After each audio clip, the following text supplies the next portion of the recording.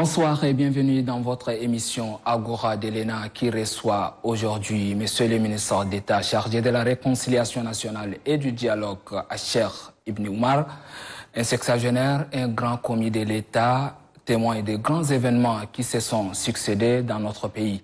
Qui mieux placé que lui aujourd'hui pour parler de la conférence nationale souveraine ou du dialogue national inclusif qui pointe déjà à l'horizon. Monsieur le ministre, bonsoir. Bonsoir et merci. Bienvenue sur notre antenne. C'est un plaisir. Monsieur le ministre, on entend parler du dialogue, de la conférence ou du forum. Et la différence pose problème à plus d'une personne, comme vous allez le voir dans ces Vox Pop réalisés par une de nos équipes.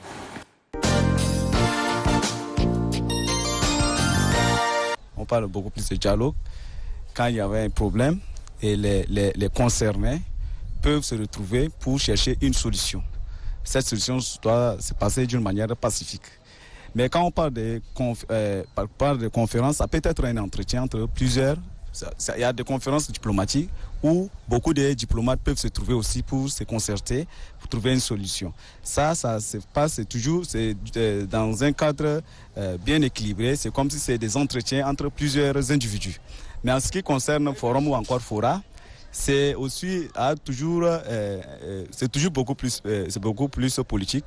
Quand on parle de forum, ça peut être aussi une conversation entre plusieurs individus qui peuvent se retrouver dans un cadre bien structuré et chercher aussi des occasions, chercher aussi des solutions adéquates pour résoudre les problèmes épineux d'une société. Le dialogue ici, quand on parle de dialogue, c'est lorsque il y a quelque chose qui ne va pas, où on trouve un issue à des indifférences afin qu'on trouve une solution. Là, on est appelé à venir rester, le vivre ensemble et puis trouver une solution en parlant. Le causerie, genre le débat, et puis trouver une solution où chacun doit donner son itinéraire afin que les choses marchent dans la société.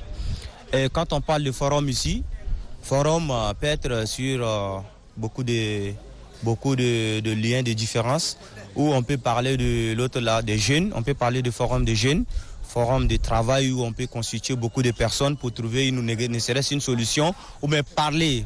Par exemple, quand on parle de village, où des fois il y a tel que les communautés Goulaï où il y a beaucoup de cantons, quand on parle de forum, c'est pour trouver une solution à certaines indifférences aussi dans leur société, afin qu'ils puissent avoir une bonne marche. Et quand on parle ici d'une conférence, quand on parle d'une conférence, c'est aussi des thématiques qui parlent aussi de la société. Retour sur ce plateau avec notre invité du jour, Monsieur le ministre d'État chargé de la réconciliation nationale et du dialogue, Monsieur Cheikh Ibn Oumar. Une fois de plus, bonsoir. Bonsoir. Monsieur le ministre, quelle est la différence entre la conférence nationale souveraine, le dialogue et le forum? Sans aller dans les définitions académiques entre conférences, forums, tables rondes, congrès, etc., en restant dans le cadre historique du Tchad, pour ces trois instances, il y a plusieurs aspects qui les distinguent. D'abord, le contexte national et international et les défis auxquels ces instances devaient répondre et aussi les résultats attendus. Pour ce qui est de la conférence nationale de 1993, vous vous souvenez que c'était dans la foulée du mouvement de la fin des systèmes monopartistes en Afrique et l'instauration du multipartisme dans le contexte de ce qu'on a appelé la fin de la guerre froide, à savoir la cessation de la rivalité entre l'Empire soviétique et l'Empire occidental pour un monde, espérait-on à l'époque, multipolaire et non plus bipolaire. Et il fallait donc avoir une rencontre entre les forces vives pour définir ensemble une nouvelle système institutionnel multipartiste avec des élections libres. Pour ce qui est des forums, sans en minimiser l'importance, vous savez que le but c'était beaucoup plus modeste, à savoir non pas inventer un nouveau système, mais plutôt modifier ou amender les systèmes existants. La Constitution a été revue dans certains aspects, particulièrement la suppression de certaines institutions et le regroupement d'autres, etc. Pour ce qui est du dialogue, évidemment, le contexte est totalement inédit. Non seulement par l'événement déclencheur, à savoir la mort unique, je crois, dans l'histoire moderne du chef d'État, feu de maréchal Déby Itno, les armes à la main sur le champ d'honneur, mais aussi par la démarche politique qui a été celle du Conseil militaire de transition d'initier un dialogue national pour aboutir à un nouveau système institutionnel issu d'élections. La particularité de cela est ce que les autorités du pays ont tiré la leçon qu'au-delà de l'événement tragique qui est déclencheur, comme je l'ai dit, il a été fait le constat que les Tchadiens ont besoin de réfléchir en profondeur sur le mal vivre ensemble. Parce que toute cette crise que nous connaissons depuis l'indépendance, quand même, reflète un profond malaise national.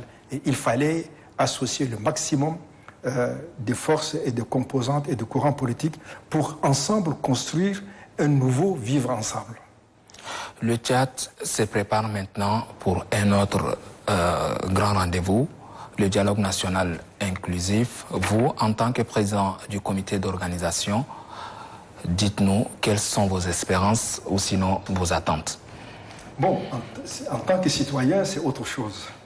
Mais en tant que président du comité d'organisation, le CODNI, évidemment, ça tombe sous le sens que le vœu principal, c'est que le dialogue se tienne dans de bonnes conditions et de façon apaisée et aboutisse, après un débat fructueux et enrichissant, à des résultats consensuels, réalistes et utiles.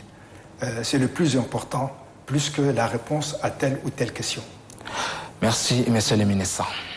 C'est moi qui vous remercie.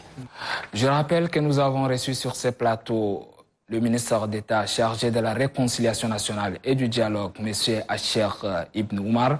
Avec lui, nous avons parlé de la conférence nationale souveraine et du dialogue national inclusif qui pointe déjà à l'horizon. C'est tout pour ce numéro de l'Agora de l'ENA. Mesdames et messieurs, merci à vous de l'avoir suivi. Excellente suite de programmes sur Télé Tchad.